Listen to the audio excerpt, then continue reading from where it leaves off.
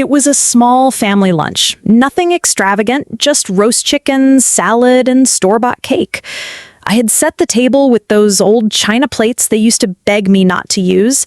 Too fancy, Mom, they'd laugh.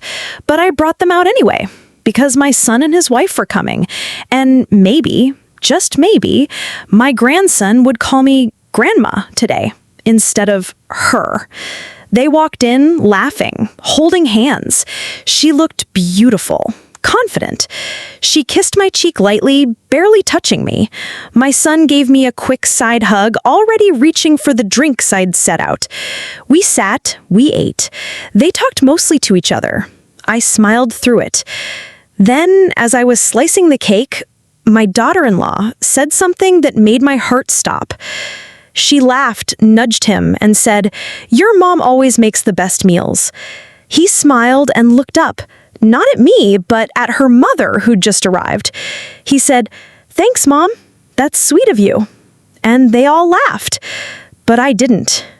Because I wasn't confused. I wasn't paranoid. I heard it clearly. He wasn't joking. He meant it.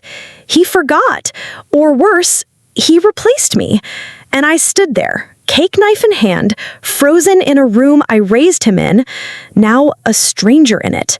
That was the moment I realized I raised a child who forgot I was a person too.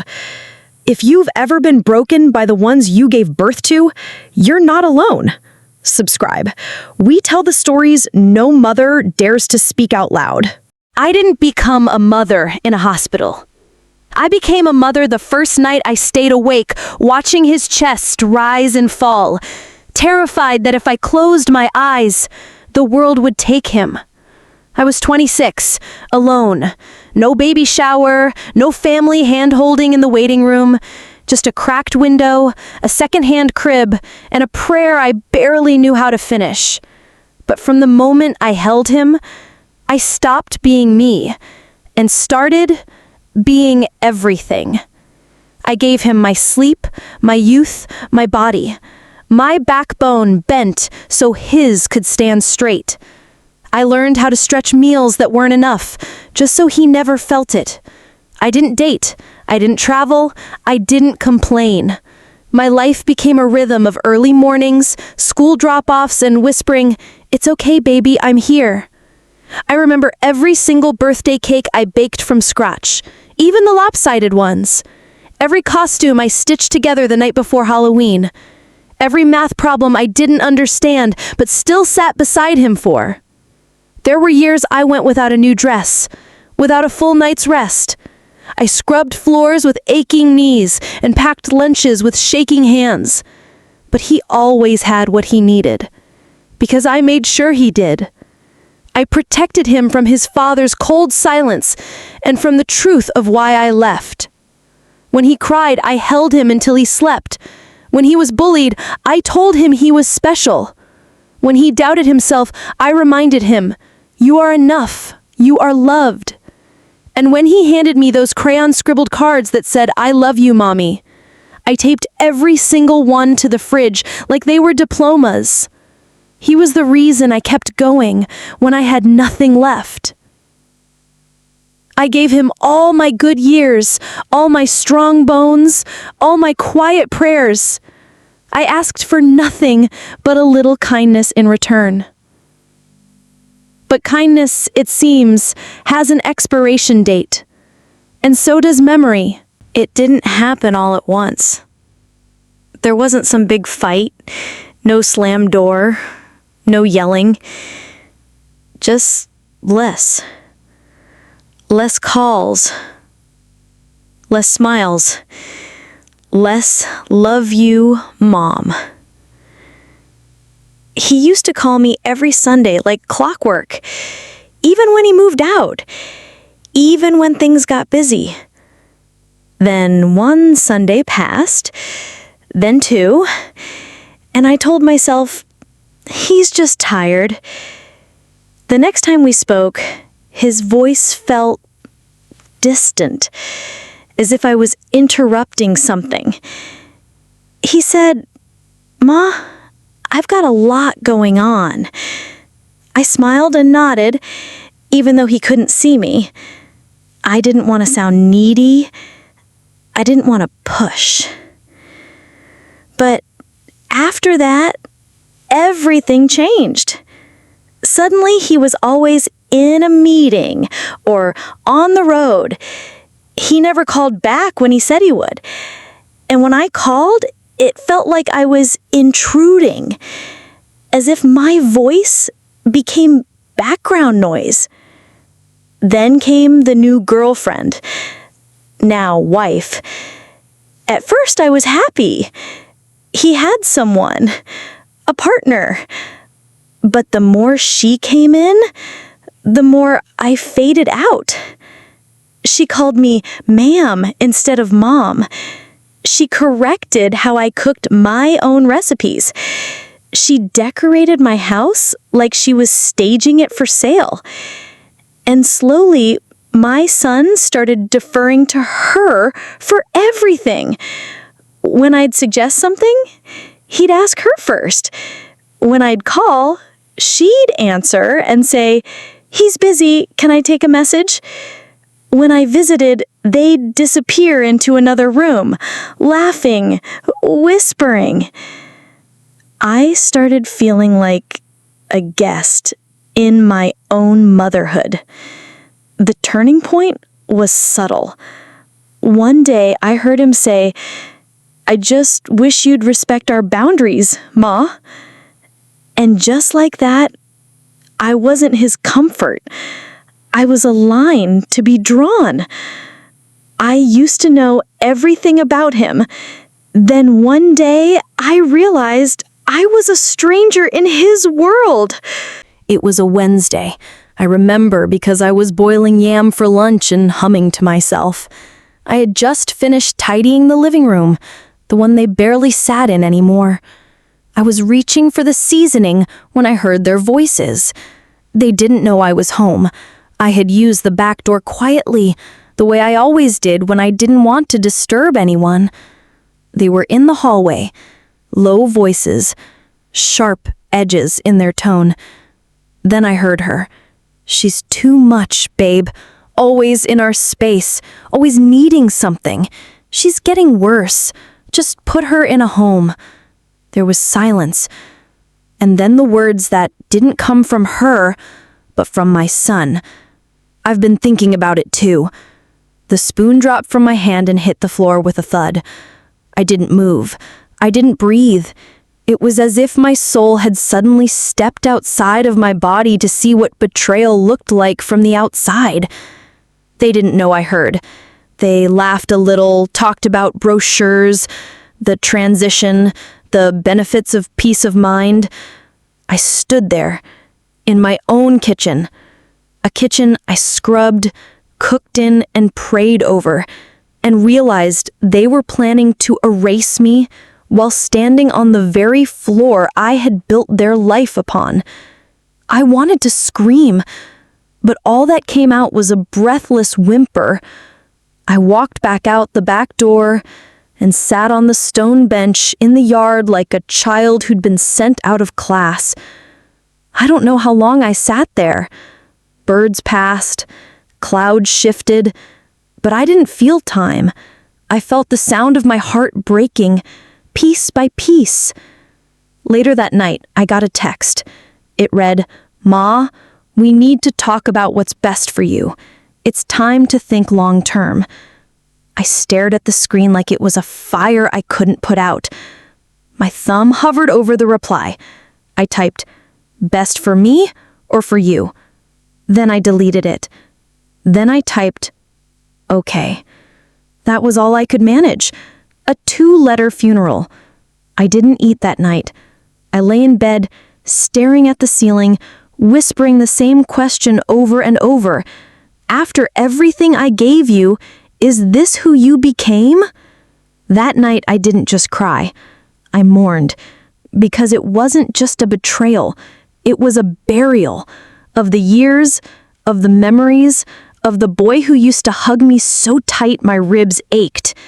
I kept rereading the message, hoping the words would rearrange into something kinder, but they didn't, because the truth is, He didn't just forget me, he chose her over me, and in doing so, he erased me. I thought the pain would pass. I told myself it was just a phase, that maybe they were stressed, that maybe I was reading too much into it, but the silence got heavier, and the days got quieter. No one called to check if I had eaten. No one asked if I made it home safely. No one remembered that I existed outside the things I once gave them. I used to walk through the grocery store with joy, picking up his favorite snacks, even when he was grown. Now I stand in the same aisles with a basket full of nothing, because cooking for one feels like cooking for no one. My phone rings, but never with their names. Only wrong numbers, utility reminders, or old friends asking, "Have you heard from him lately?" And I smile. I lie. I say, "He's doing well, just busy with life." But inside, I'm screaming. He hasn't spoken to me in weeks. I sit alone at birthday dinners, not because they forgot the date, but because they chose not to remember it. One year, I baked myself a small cake, lit one candle, and sang. Not to celebrate, but to remember I was still here, still breathing, still a mother, even if no one called me one anymore. At church, people say, "He'll come around." They always do. But I see the doubt in their eyes, and I feel the emptiness in my bones. Some nights I scroll through old photos, his first day of school, his little hand holding mine, him asleep on my chest, drooling on my blouse like he owned me. And maybe he did, because I gave him everything I was. And now I sit in this quiet house, hearing echoes of laughter that haven't lived here in years. I replay every decision I made. Was I too soft? Was I too hard? Was I too present or not enough? Did I teach him that love meant sacrifice, but not respect? Because something went wrong. Something slipped between the bedtime stories and graduation day. There is no grief deeper than being erased by the life you created. It's not just loneliness. It's being alive in a world that acts like you died. I think the soul knows when it's had enough. It doesn't scream. It doesn't make a scene. It just lets go. That day, I opened Facebook, something I rarely do anymore, and there it was, a photo. My son, his wife, their newborn baby, swaddled in pink, held close to her chest, with a caption that read, "Welcome to the world, baby girl. You are already so loved." 100 comments, 100 likes. And I had no idea she was even pregnant. No message, no call, no mention. Not even my name. Just a stranger scrolling past her own blood. I stared at the photo for a long time. Not crying, not angry, just hollow. Later that week, I called him. It rang twice, then voicemail. I didn't leave a message. What could I even say? 2 days later, I received a forwarded email. It was a contact update form from the pediatrician. Emergency contacts, his wife, her mother. My name wasn't there. And I knew then, I wasn't just being excluded. I was being replaced. Systematically, silently, completely. Then came my birthday. No call, no card, not even a lazy text. That was the moment I stopped begging to be included in a life that didn't want me in it. I didn't throw a fit. I didn't block them. I didn't curse the air or burn their pictures. I simply stood up, walked to the mirror, and looked at a woman who had given more than she ever received, and decided no more. I wouldn't keep offering love like scraps to those who dined without me. I wouldn't keep sending messages into a void and calling it motherhood, and I wouldn't let their rejection define the rest of my life. The morning after my birthday, I didn't cry. I made tea, sat on the porch, watched the sun rise like it always had, with or without their calls. And for the first time in a long time, I didn't feel like chasing anything. I pulled out an old journal I hadn't touched in years. The cover was torn, but the pages still listened. I wrote, "Today, I mother myself." I started small. I opened the windows, watered the plants, dusted off books I'd promised to read someday, and finally did. There was a peace in the stillness I used to fear, a strange kind of healing in not waiting for footsteps that never came. Some nights, I still check my phone. I won't lie, the hope doesn't vanish overnight, but it no longer owns me. I joined a small community circle for older women, not mothers, not wives, just women. We shared stories, laughed over soup, cried without shame. One of them looked at me one day and said, "You're soft, but not broken." And I held that sentence like a prayer. I started praying again too, not for them to return, but for God to return me to myself. Some days I crochet in silence. Others I sing along to the radio while making soup for one, and it doesn't feel lonely. It feels warm. There's a young girl in my building, 17, quiet, sweet, whose mother's always gone. I invite her over sometimes. We bake. She smiles. She calls me Miss Evelyn. And somehow that small connection fills an old wound I thought would never close. I don't hate my son. I don't curse his wife. I don't wish them pain. But I also don't chase their peace anymore, because mine matters too. I'm still their mother, but I'm no longer their prisoner. And that simple truth, that became my freedom. If you're listening to this, if you're watching from a dim kitchen table or lying awake beside a phone that never rings, let me tell you something I wish someone told me sooner. You are allowed to love them and still protect yourself from them. You can miss their voice and still not tolerate their silence. You can remember their childhood with warmth and still mourn the adult they became. You are not weak because you kept giving. You are not dramatic because you finally stopped. Motherhood was never meant to be martyrdom. It was meant to be love, yes, sacrifice sometimes, but it was never meant to be the slow death of your dignity. They may never say sorry. They may never understand the nights you went without so they could have enough.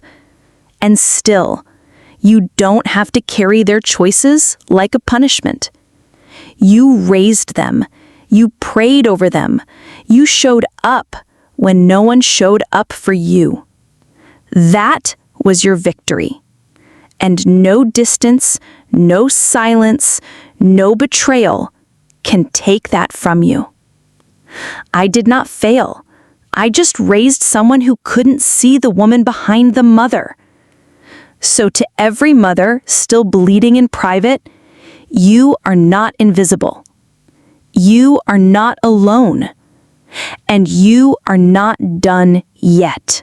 If you're still here with me, still breathing through the pain, still hoping someone, somewhere, understands what it's like to give your whole soul and still not be enough, I want you to know I see you. I know what it's like to save their life with yours, to smile when your heart is breaking, to give your last and be treated like the first thing they needed to outgrow. But hear me, woman of love, you are not crazy. You are not forgotten. You are not too much. You are not a failure. You are a mother, and that means you loved harder than most people know how to receive. They may never come back. They may never apologize. They may keep choosing convenience over the cradle that held them, but you still get to live. You still get to rise. You still get to be more than what they see or don't see. Even if they never apologize, you deserve peace. Even if they never look back, you get to move forward. And if this story feels like yours, even in the smallest way, then type these words in the comments so another mother knows she's not alone. Still their mother. Because we are. Even after the silence. Even after the forgetting. Even now.